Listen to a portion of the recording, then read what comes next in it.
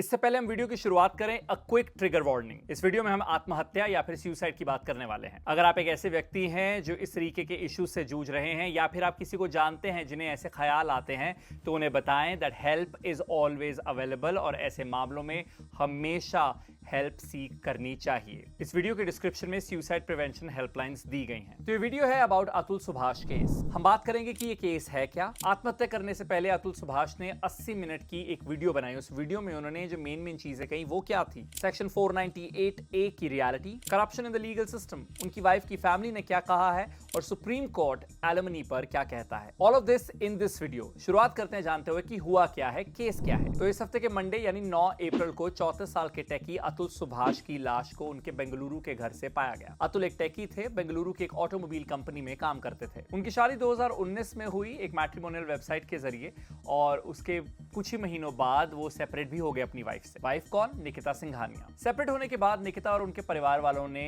अतुल के परिवार के ऊपर कई केसेस डाले। ऐसा अतुल ने अपने 24 पेज के सुसाइड नोट में कहा और 81 मिनट लॉन्ग वीडियो में भी मेंशन किया। इस वीडियो को उन्होंने एक एनजीओ को भेजा और इस एनजीओ ने जब पुलिस को इस मामले के बारे में खबर पहुंचाई, तभी पुलिस इनके घर पहुंची और उन्हें इनके घर से मृत पाया गया। इस पूरी वीडियो में, इस पूरे मामले में उन्होंने कई एलिगेशंस लगाए हैं अपनी वाइफ पर। वीडियो में उन्होंने क्या क्या कहा? उन्होंने कहा कि 40,000 रुपए की मेंटेनेंस दी जा रही थी वाइफ को, लेकिन उसके अलावा भी उन्हें 2 से 4 लाख रुपए की मेंटेनेंस चाहिए थी। उन्होंने कहा कि उन पर 9 फेक केसेस किए गए, कई झूठे इल्जाम लगाए गए जैसे मर्डर, डाउरी और अननेचुरल सेक्स। उन्होंने इल्जाम लगाया कि उनकी वाइफ निकिता 3 करोड़ रुपए की मांग कर रही है केस को सेटल करने के लिए। इन दोनों का एक बेटा भी था और उससे भी नहीं मिलने दिया जा रहा है, ऐसा अतुल ने कहा। अब इस सबके सेंटर में आ जाता है सेक्शन 498A। नए क्रिमिनल लॉज भारतीय न्याय संहिता आने के बावजूद भी सेक्शन 498A जो आईपीसी का, इंडियन पीनल कोड का,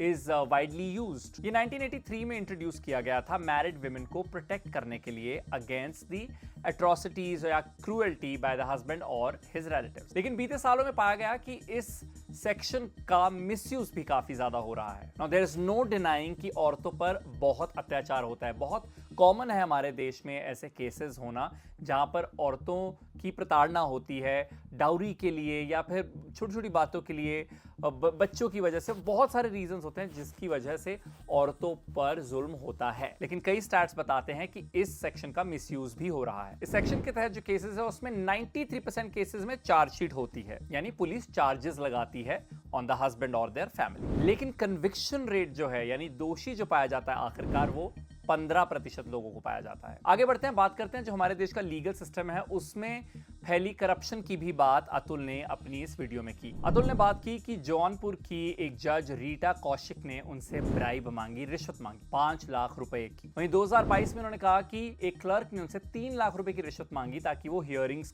को स्केड्यूल कर सके उनके हिसाब से। अतुल ने अपनी वीडियो में कहा कि क्योंकि उन्होंने ब्राइब देने से, रिश्वत देने से मना कर दिया, इसीलिए एक हियरिंग उनके अगेंस्ट गई, विच इज मंथली एलिमनी जो है उसकी अमाउंट 80,000 रुपए कर दी गई। आखिरकार अतुल के परिवार वालों ने, खासतौर पर उनके जो भाई हैं, उन्होंने किस पर एफआईआर दर्ज की है? 4 लोगों पर। अतुल की वाइफ निकिता सिंघानिया पर, मदर इन लॉ निशा सिंघानिया पर, भाई अनुराग सिंघानिया पर और वाइफ के अंकल सुशील सिंघानिया पर। निकिता के अंकल ने कहा है कि ये बेसलेस एलिगेशंस हैं और उनकी फैमिली ने बयान दिया एक न्यूज चैनल को, जहां उन्होंने कहा कि we are not guilty of what happened, we will come out with all the proof soon, we have done nothing wrong, we regret Atul's death. अब सुप्रीम कोर्ट ने हाल फिलहाल में एलिमनी कैसे डिसाइड हो इसके 8 फैक्टर्स ले डाउन किए हैं, ऐसा कई न्यूज रिपोर्ट्स ने कहा। लेकिन बार एंड बेंच ने फैक्ट चेक किया कि ऐसा ये कोई नए फैक्टर्स नहीं रिलीज हुए, दे वर इन प्लेस पहले ऑल्सो। कौन से 8 फैक्टर्स कोर्ट कहती है कि जिसका ध्यान देना चाहिए एलिमनी डिसाइड करते वक्त? Status of the parties, needs of the wife and children, parties individual qualifications and employment statuses, independent income और assets, standard of life enjoyed by the wife in the matrimonial home, employment sacrifices made for the family responsibilities, litigation cost for a non working wife, financial capacity of the husband. Political arena में भी इसकी बात हो रही है, जैसे BJP की MP Kangana Ranaut ने कहा